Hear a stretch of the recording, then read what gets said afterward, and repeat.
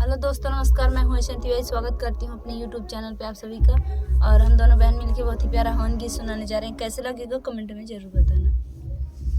काशी से पंडित बुलाइदा हम करबै हवनिया, काशी से पंडित बुलाइदा हम करबै हवनिया।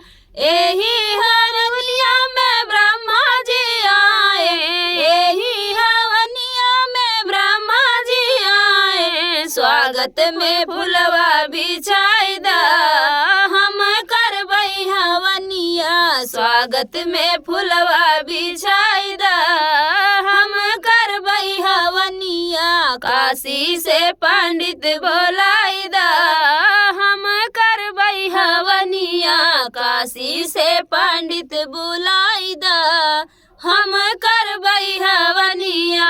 एही हवनिया में विष्णु जी आए, एही हवनिया में विष्णु जी आए। स्वागत में फुलवा बिछाइदा हम करबै हवनिया, स्वागत में फुलवा बिछाइदा हम करबै हवनिया।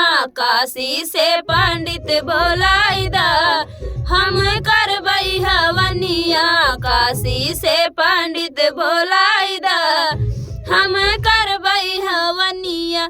एही हवनिया में शंकर जी आए, एही हवनिया में शंकर जी आए। स्वागत में फुलवा बिछाइदा हम करबै हवनिया, स्वागत में फुलवा बिछाइदा हम करबै हवनिया।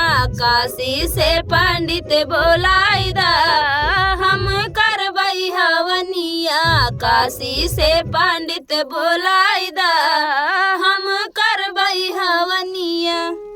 तो फ्रेंड, गीत कैसा लगा? हमारा गीत का आप लोग कैसा लगा कमेंट बताना।